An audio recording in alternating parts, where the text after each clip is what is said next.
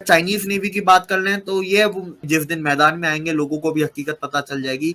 Chinese arm forces वो लड़ने वाली फौज नहीं है। इंडिया साउथ चाइना सी में, इंडिया की नेवी साउथ चाइना सी भी जाती है। देखिए, India is the king of Indian Ocean, नाम से पता चल रहा है, आपके ऑपरेशन से पता चल रहा है, लेकिन एक होती है ना मोहर लगना होती है, ये मोहर लग रही है। थ्रेटन कर रहे हैं उनकी खुद की टेरिटोरियल इंटीग्रिटी को, सोवरेनिटी को, उनको अपने आप को खुद प्रोटेक्ट करना है। यही एक बहुत बड़ा रीजन है दैट ये वियतनाम चाइना के चंगुल से बाहर आ, India south east Asian countries के बीच में पिलर बन गया है कि डिफेंस एक्सरसाइजेस, डिफेंस ट्रेड एक पार्ट हो गया है डिप्लोमेसी का। तो आप गुस्से में हैं, अग्रेशन में हैं, आपके पास सिर्फ दो फार्मूले हैं, या हम इस्लाम कबूल कर लो या हम गर्दन उतार देंगे। ये फार्मूला है, ये फार्मूला है। आप अपने मुल्कों में हैं तो तब भी ओप्रेस्ड हैं, आप दूसरे मुल्कों में हैं तब। आप लोग रोना बंद कीजिए, मेरे तक आवाज। सर देखा आगे आपको वीडियो देखना है तो थोड़ा सा वीडियो आगे बढ़ाकर सीधे वीडियो के मेन भाग पर पहुंच सकते हैं। तो साउथ चाइना सी एक बहुत सेंसिटिव जगह है और इस पर काफ़ी ज़्यादा एक्टिविटीज़ होती रहती हैं। वियतनाम चाइना की एक एनिमी कंट्री है और चाइना से उसका युद्ध हुआ था और चाइना को हवा निकाल दी थी। अगर आप वियतनाम और चाइना युद्ध के बारे में पढ़ेंगे और दोनों का एरिया देखेंगे, पावर देखेंगे, तो वियतनाम भारत का एक अच्छा दोस्त है। पहले पूरा वीडियो देखते हैं, वीडियो के बाद करते हैं इस टॉपिक पर बात। प्लीज़ चैनल को इसी तरीके से छाई हुई है। ऑपरेशन किया पाकिस्तानी जो 23 है उनको रेस्क्यू किया। उसके अलावा इससे पहले 2 माह पहले 19 पाकिस्तानियों को उन्होंने रेस्क्यू किया था, ईरानियों को रेस्क्यू किया।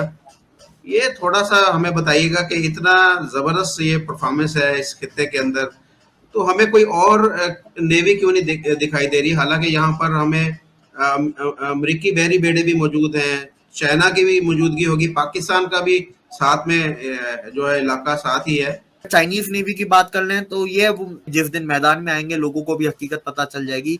चाइनीज आर्म फोर्सेस वो लड़ने वाली फौज नहीं है। खरी लड़ाई कब लड़ी?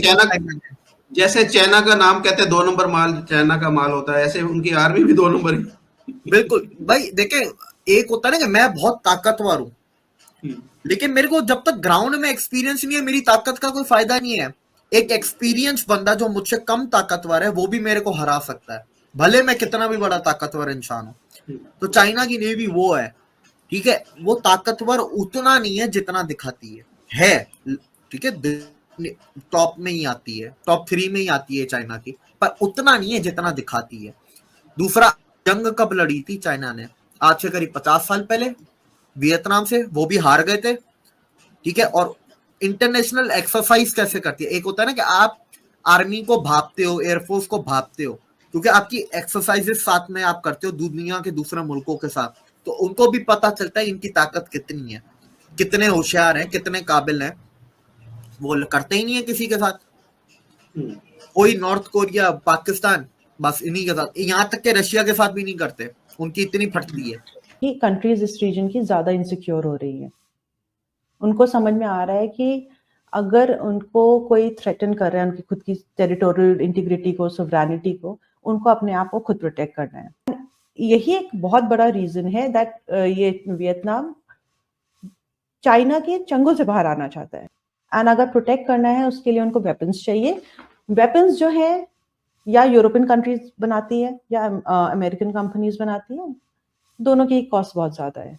इंडिया के is very good alternative. India की जो अपनी प्रोडक्शन रेट है या जो भी वैल्यू चेन इम्प्रूवमेंट है, बाकी वेस्टर्न वर्ल्ड से बहुत लागत में मिलेगी। वियतनाम ने दिखाया है इंटरेस्ट ब्रह्मोस मिसाइल में, इससे पहले आकाश मिसाइल में भी इंटरेस्ट दिखाया था कई साल पहले, 2016-17 के टाइम पे आकाश मिसाइल चाहिए थी उनको।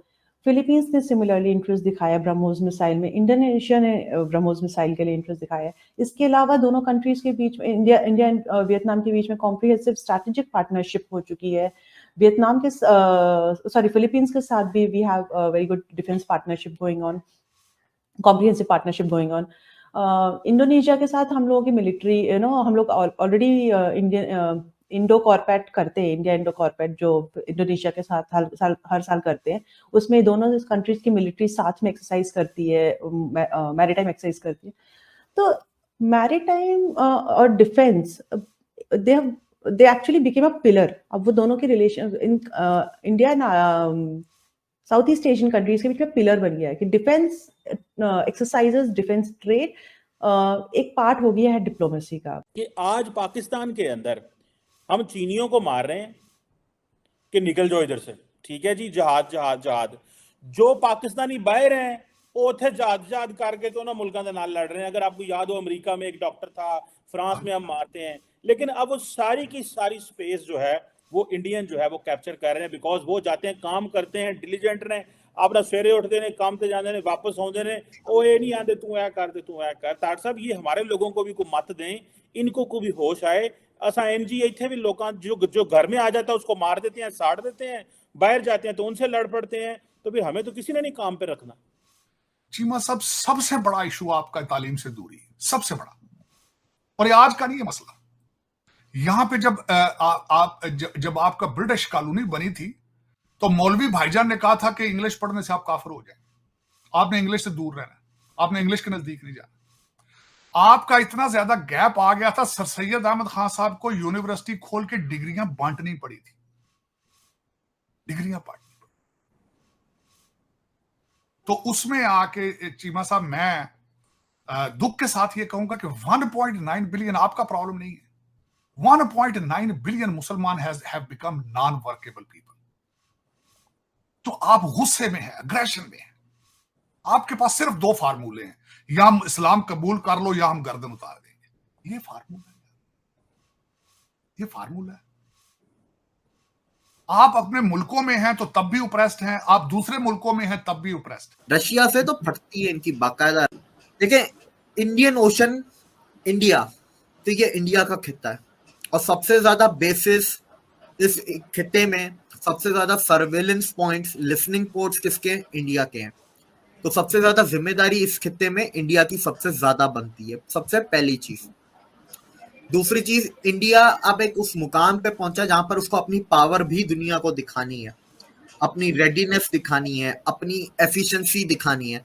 तो ये एक बहुत अच्छा तरीका है, ठीक है। या तो 2 तरीके ना, या तो आप किसी मुल्क के ऊपर चढ़ाई कर दो, या आप लोगों को बचा में, तो आप अपनी पावर तो दिखा ही रहे, तो सही है, इंसानों को बचा के आप ताकत दिखाओ। दूसरा तरीका होता है कि आप किसी पे चढ़ाई कर दो, कहीं बमला वगैरह फोड़ो जाके ही।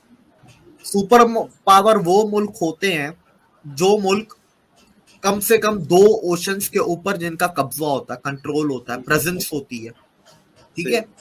जैसे अमेरिका का पैसिफिक और अटलांटिक है, रशिया का आर्टिक और अटलांटिक है, और साथ में कुछ समंदर भी आ ही जाते हैं। ऐसी बात है, इसके अंदर हम समंदरों को नहीं गिन रहे फिलहाल, सिर्फ हम ओशन की बात कर रहे हैं। We are not talking about seas. तो इंडिया पहले इंडियन ओशन पे धाक बिठा ले एक बार।